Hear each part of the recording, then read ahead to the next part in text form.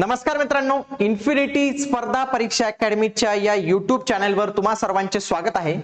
BMC मार्फत भरती आलेले आहे.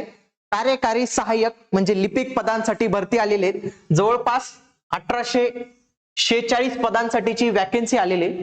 तर याची एक्झाम कधी असू शकते, त्याच्या संभाव्य डेट्स आणि ती किती शिफ्ट मध्ये होईल आणि किती दिवस चालेल या संबंधीची माहिती आपण आजच्या या व्हिडिओमध्ये जे आहे तर ते डिस्कस करणार आहोत. आणि या सगळ्या गोष्टी मित्रांनो संभाव्य आहेत. एक म्हणजे म्हणत नाही का आपण अंदाज आपला तर याच पद्धतीने आपण आपला अंदाज लावण्याचा जो आहे तर तो थोडासा प्रयत्न करतोय. हा अंदाज मे बी चुकू पण शकतो आणि मे बी बरोबर पण येईल, पण तरी पण आपल्या परीक्षेसाठी आपल्याला टार्गेट ठेवायचंय. तर त्या टार्गेटसाठी आपल्याला जो आहे तर तो अंदाज आलाच पाहिजे.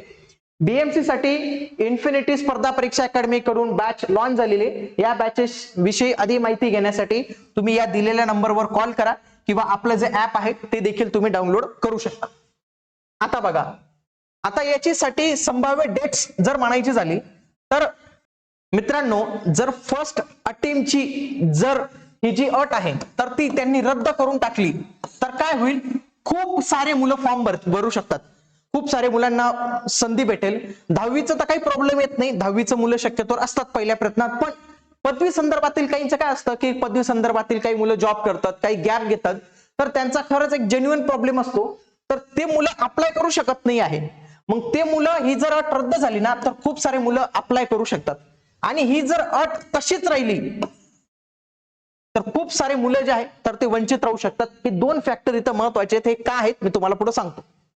आता संभाव्य तारीख काय असण्याची शक्यता आहे, कारण की आचारसंहिता पण लागणार आहे मित्रांनो. मग त्यांना कधी घ्यावी लागणार आहे, सप्टेंबर मध्येच फॉर्म भरायची लास्ट डेट आहे. सप्टेंबरच्या शेवटच्या वीक मध्ये ते आहे घेऊ शकतात. आणि मोस्ट प्रोबेबली 23 सप्टेंबर पासून म्हणजे सोमवार आहे आय थिंक त्या दिवशी, तर तेव्हापासून ते परीक्षा घ्यायला सुरुवात करू शकतात त्या शेवटच्या वीक मध्ये. तरी सप्टेंबरच्या शेवटच्या वीक किंवा ऑक्टोबरचा पहिला जो वीक आहे तर त्याच्यात ती घ्यावी लागणार आहे. पण शक्यतो सप्टेंबरच्या याच्यातच ते आचारसंहिता लागून जाईल, म्हणून ऑक्टोबरला तर मला नाही वाटत जास्त घेणं पॉसिबल होईल.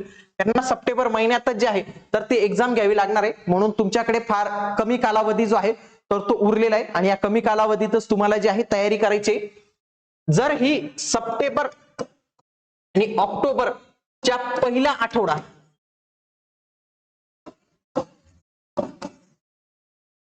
एवढ्यात जे आहे तर ती व्हायला पाहिजे.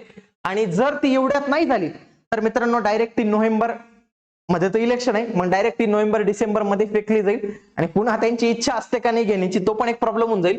म्हणून आचारसंहितेच्या आधी जर ही एक्झाम व्हायची असेल तर हिला सप्टेंबर मध्येच थोडस लास्ट वीक मध्ये घेणं अपेक्षित आहे किंवा ऑक्टोबरच्या पहिल्या आठवड्यात ती घेऊन टाकतील.